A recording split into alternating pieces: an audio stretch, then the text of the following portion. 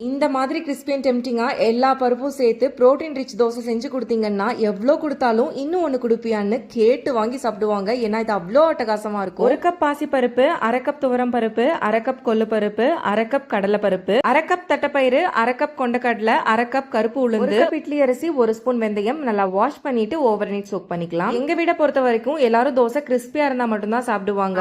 பல variety of தோசைகள் try பண்ணி ஃபைனலா எனக்கான தோசைக்கல்ல ராஷ் குக்வேர்ஸ்ல இருந்து வாங்கியிருக்கேன். இதுல 2 ஸ்பெஷல் இருக்கு. ஒன்னு கைக்கு சூடு பிடிக்காம இருக்கிறதுக்கு அழகா இந்த மாதிரி மரத்துல கைப்பிடி கொடுத்திருக்காங்க. ரெண்டாவது கையிலேயே தோசையை உரிச்சு எடுத்துடலாம். ஷாப் சென்னையில லொகேட் ஆயிருக்கு. என்னால போக முடியாதுன்றதுனால ஆன்லைன்ல பர்ச்சேஸ் பண்ணிக்கிட்டேன். உங்க வெப்சைட் அண்ட் வாட்ஸ்அப் நம்பர் ஸ்கிரீன்ல கொடுத்திருக்கேன். தேவைப்பட்டுச்சுன்னா ஆர்டர் பிளேஸ் பண்ணிக்கோங்க. பருப்பு நல்லா ஊறினதும் பச்சை மிளகா, பூண்டு, சின்ன வெங்காயம், உப்பு, பெருங்காயத்தூள் சேர்த்து இந்த மாதிரி அரைச்சு எடுத்துக்கலாம். ஃபர்ஸ்ட் யூஸ்க்கு மட்டும் கொஞ்சமா ஆயில், பெரிய வெங்காயம் சேர்த்து நல்லா ப்ரௌன் ஆனதுக்கு அப்புறமா இதெல்லாம் எடுத்துட்டு தோசை ஊத்திக்கலாம். நம்ம பாட்டி எல்லாம் யூஸ் பண்ண மாதிரி இரும்பு கல்லுன்றதுனால எவ்வளவு வருஷத்துக்கு வேணாலும் யோசிக்காம யூஸ் பண்ணலாம். கிறிஸ்பியான protein rich dosa ready. Try பண்ணுங்க. பாய்.